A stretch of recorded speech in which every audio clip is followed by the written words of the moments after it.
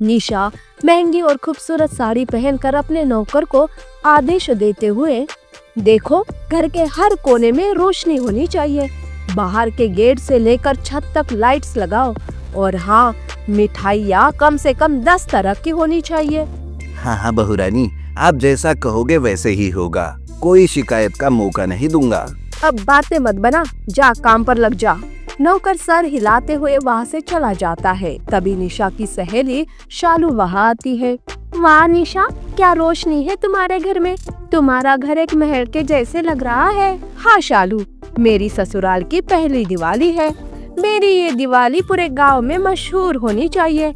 असली दिवाली तो ऐसी महंगी सजावट और महंगे कपड़ों से होती है।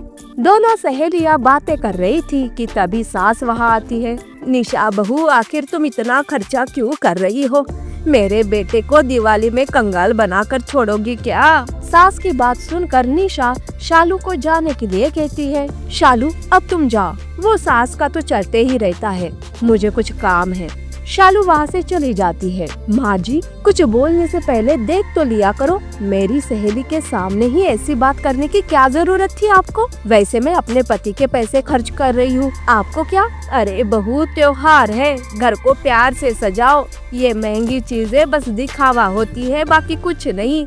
माँ जी, दिवाली की तैयारी करनी है, मैं आपसे बहस करके वक्त जाया नहीं करना चाहती। निशा वहाँ से चली जाती है। सास तो सर ही पकड़ लेती है। दूसरे दिन निशा दिवाली के लिए बाहर से पकवान ऑर्डर करती है। चकली, चिवड़ा, मिठाइयाँ सब कुछ बाहर से आता है। अरे इतना सारा पकवान, अरे पूरे गांव में बांटना है क्या इसे? तुम आखिर मेरी बात क्यों नहीं सुनती हो बहू? माँ जी, दिवाली में मेरे दोस्त आने वाले हैं, उन्हें मिठाइयाँ तो बांटनी होगी ना, वैसे मेरा स्टेटस भी तो दिखना चाहिए कि हम किसी से कम नहीं। अब आपका जमाना गया माँ जी, हमें अपने तरीकों से जीने दो। निशा हर बार अपनी सास की बात को मानने से मना करती थी। दिवाली का पहला दिन था, सारे नए कपड़े पहनकर शाम के वक्त आंगन में थे कि तभी गेट पर एक गरीब बच्चा मोहित आता है।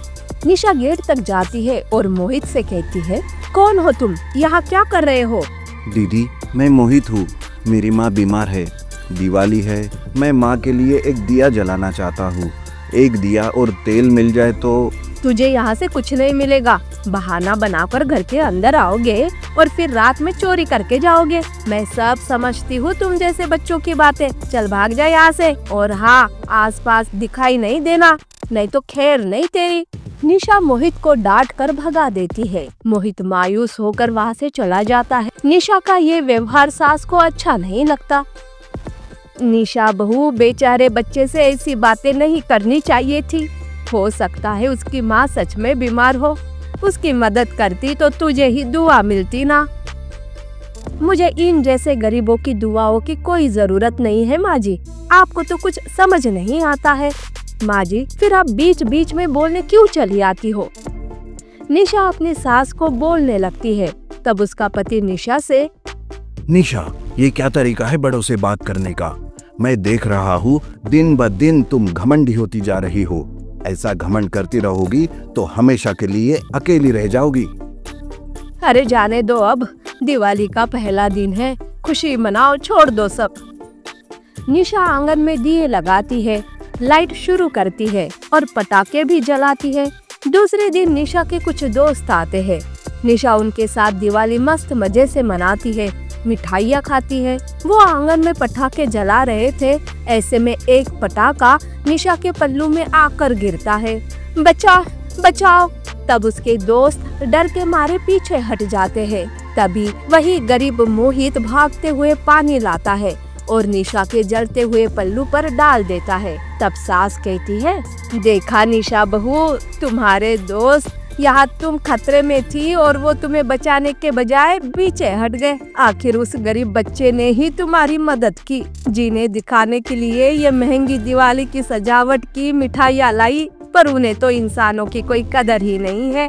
सास की बातों से निशा की आंखें खुल जाती है। निशा अपने दोस्तों को वहाँ से भगा देती है। निशा मोहित के घर को दूर से देखती है। मोहित ने अपनी झोपड़ी के बाहर एक छोटा सा दिया जलाया था। उसकी बीमार माँ मुस्कुरा रही थी। झोपड़ी में कोई सजावट नहीं थी, पर उनके चेहरे पर मुस्कुराहट थी, सुकून था।